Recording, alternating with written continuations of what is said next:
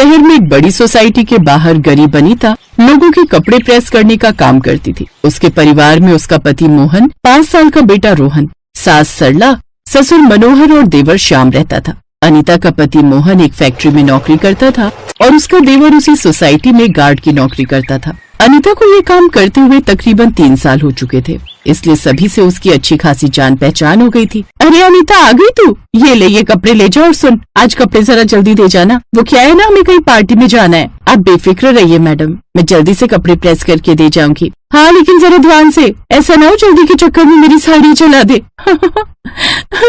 नहीं नहीं मैडम, आज तक ऐसा हुआ है क्या कभी? ये कहकर अनीता काम पर चली जाती है। अनीता इसी तरह सोसाइटी के हर घर में जाकर सबके प्रेस के कपड़े लेकर जाती। ऐसे ही समय बीता। फिर एक रोज, सुनिए जी, अब श्याम भी शादी के लायक हो गया है। रामदीन भाई साहब का फोन आया था गांव से। कह रहे थे एक बहुत ही सुंदर लड़की है उनकी नजर में जिसका नाम राधा है, अपने श्याम के लिए ठीक रहेगी। ठीक है, बात आगे बढ़ाओ। अरे वाह, मतलब मेरी देवरानी आने वाली है। चलो इसी बहाने मुझे भी सहेली मिल जाएगी। वो लोग उसी सोसाइटी के पास एक छोटे से घर में रहते थे। ऐसे ही समय बीता और गांव की देवरानी राधा ब्याह कर मुंबई आ गई। राधा दिखने में बेहद ही खूबसूरत थी। उसकी बड़ी बड़ी काली काली आंखें, लाल होंठ और गोरे गाल किसी को भी उसकी तारीफ करने पर मजबूर कर देता। राधा के आ जाने से अब अनीता को काफी सहारा मिल गया। एक रोज, दीदी ये लीजिए, आपके लिए चाय लाई थी। धन्यवाद राधा, तू ना सच में मेरी छोटी बहन की तरह, जो मेरा कितना ध्यान रखती है। तभी एक औरत उर्मिला, जो वर्धमान सोसाइटी में रहती थी, कपड़े के पैसे देने अनीता के पास आती है। तभी उसकी नजर राधा पर जाती है। अरे अनीता, ये कौन है? जी ये मेरी देवरानी है, अपने श्याम की बीवी। ओह अच्छा अच्छा, भाई भाग खुल गए तेरे देवर के। सच कहूँ तेरी देवरानी बहुत ही सुंदर है। हाँ जी वो तो है, राधा है ही इतनी सुंदर। ये सुनकर राधा शर्मा गई। इसी तरह राधा जब भी अनीता के पास किसी काम से जाती तो जो भी उसे देखता उसकी तारीफ अनीता से जरूर करता। ऐसे एक रोज, अनीता, कल जिसे तूने कपड़े देने भेजा था वो तेरी देवरानी थी क्या? जी मैडम, वो राधा थी मेरी देवरानी। ओह अच्छा अच्छा, वैसे एक बात तो है अनीता, तेरी देवरानी बहुत ही सुंदर है। कितने सुंदर सुंदर आंखें, नैन नक्शे उसके। जी जी शुक्रिया। पहले अनीता को अपनी देवरानी की तारीफ सुनकर अच्छा लगता था, लेकिन इस बार पहली बार ऐसा हुआ कि उसे काफी बुरा लगा। वो उस वक्त वहाँ से चली आती है। जिसे देखो बस उसी की तारीफ किया जा रहा है। माना कि सुंदर है, लेकिन मैं भी कोई कम थोड़ी ना हूँ। हाँ, अब कड़ी धूप में कोयले के पास खड़े रहने के कारण मेरा रंग फीका पड़ गया है। नहीं तो मेरी नई नई शादी हुई थी तब तो मैं भी करिश्मा कपूर से कम थोड़ी लगती थी।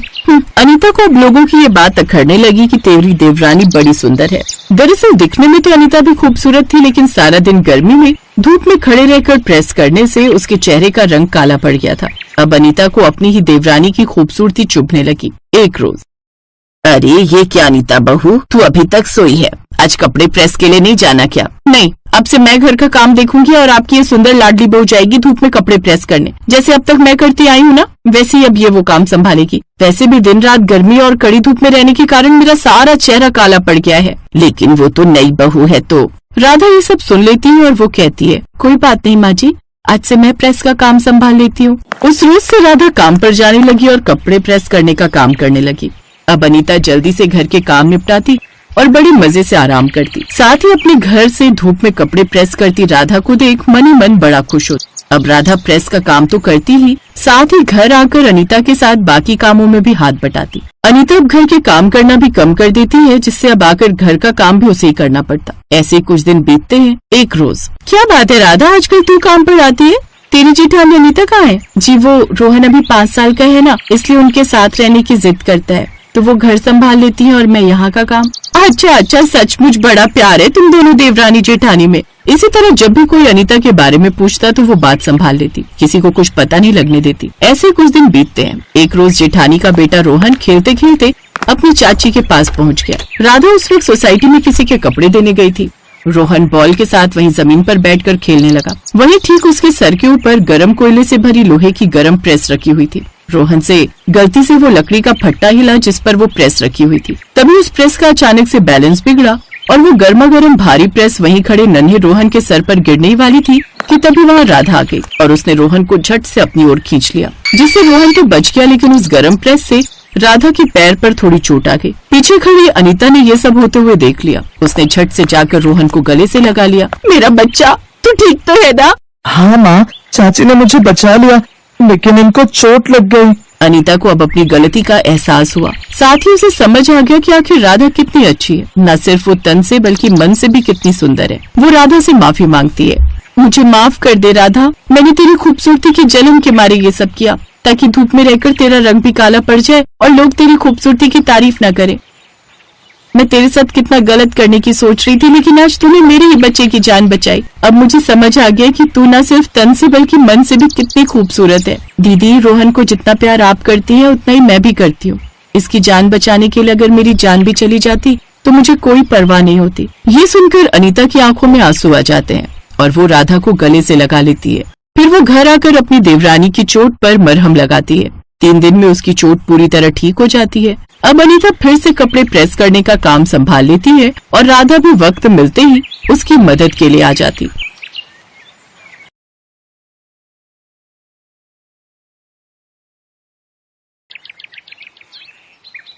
किसी गांव में विमला नाम की एक बूढ़ी औरत थी।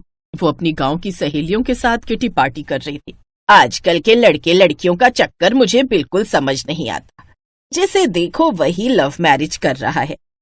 विमला, तेरा भी तो बेटा जवान हो चुका है, देखना कहीं वो तो किसी लड़की के चक्कर में नहीं फंस गया। मैं ऐसा होने ही नहीं दूंगी। मैं अपने रोहन के लिए लाखों में एक बहू ढूंढ कर लाऊंगी और दहेज में एक मस्त गाड़ी लूंगी। फिर एक के ऊपर एक पैर रखकर ठाठ से चलूंगी पूरे गांव में।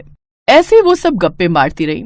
शाम को जब विमला अपने घर आई तो देखा उसके बेटे रोहन के साथ एक लड़की थी और दोनों के गले में वरमाला थी।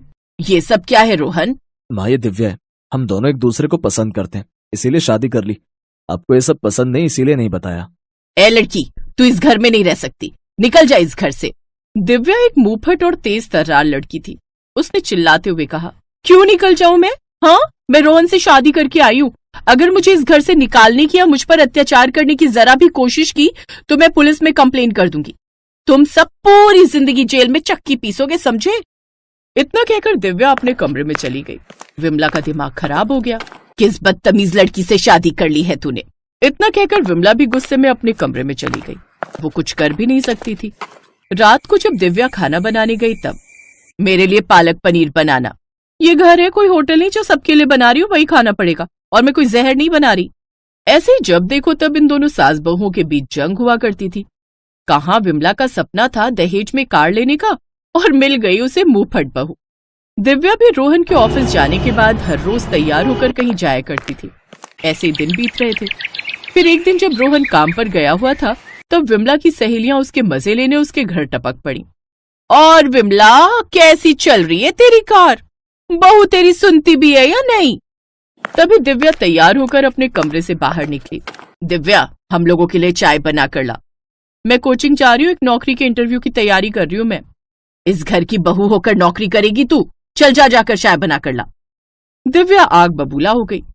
मैं आपकी नौकरानी नहीं हूँ, ना ही आपने मुझे खरीद रखा है। मेरा जो मन होगा वो करूंगी। मैं वो पुराने जमाने की बहू नहीं हूँ जिन्हें आप जैसी सास दबा कर रखती थी। इतना कहकर दिव्या वहां से चली गई। बड़ी आई, यही है तेरी लाखों में एक बहू। चलो बहनों, घर चलते हैं। इधर विमला का चेहरा गुस्से से लाल हो चुका था। किस्मत ही खराब है मेरी, जैसा सोचा था वैसा कुछ भी नहीं हुआ। ना ही दहेज में गाड़ी मिली और ना ही पैसे। क्या फायदा हुआ शादी करने का? इस चुड़ैल को तो इस घर से निकालना ही होगा। अगले दिन रोहन के काम पर जाने के बाद विमला गांव में किसी पंडित जी से मिली। पंडित जी, आपसे तो कुछ छुपा नहीं है, आप तो सब जानते हो। मुझे बस कोई अच्छी सी लड़की ढूंढ कर दे दो जिससे मैं अपने बेटे की फिर से शादी करूंगी और उस डायन को बाहर कर दूंगी। आपके बेटे के लिए एक लड़की है? ठीक है पंडित जी, आप इसे मेरे घर भेज देना।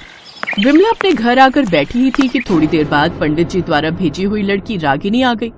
अरे आओ आओ, आराम से बैठो। तुम इस घर की बहू बनने वाली हो। सामने किचन है, हम दोनों के लिए चाय बना कर लाओ। शर्माओ मत, तुम्हारा ही घर है। जी माँ जी। रागिनी चाय बनाने लगी। दिव्या ये सब बहुत देर से सुन रही थी। वो गुस्से में किचन में गई और ये मेरा किचन है, किसी अनजान को यहाँ परमिशन नहीं है, निकल यहाँ से। मुझे माँ जी ने बुलाया है, इस घर की होने वाली बहू हूँ मैं।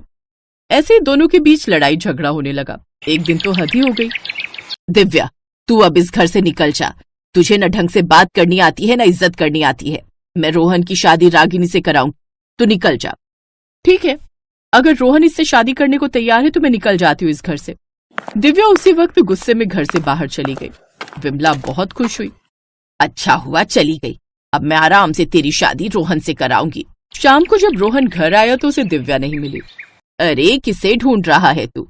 तेरी दिव्या ये घर छोड़कर चली गई, लेकिन तू टेंशन ना ले, मैं तेरी शादी इस लड़की से कराऊंगी। मुझे किसी से शादी नहीं करनी, मैं जा रहा हूँ दिव्या को ढूंढने। रोहन अपनी बीवी को ढूंढने चला गया। रात को इधर विमला और रागिनी गप्पे मारने लगी। माँ जी, मुझे नींद आ रही है, मैं सोने जा रही हूँ, आप भी सो जाइए। मुझे नहीं लगता रोहन जी इतनी जल्दी आएंगे। सही कह रही है तू, बड़े दिनों बाद सुकून की नींद सो पाऊंगी मैं। विमला अपने कमरे में जाकर सो गई। कुछ देर बाद अचानक बर्तन गिरने की आवाज से विमला की नींद खुल गई। अभी भी कुछ अजीब सी आवाजें आ रही थी। ये आवाजें कैसी? कहीं चोर तो नहीं घुस आया? देखना पड़ेगा। विमला दबे पांव आई तो देखा रागिनी घर का सामान चोरी कर रही थी।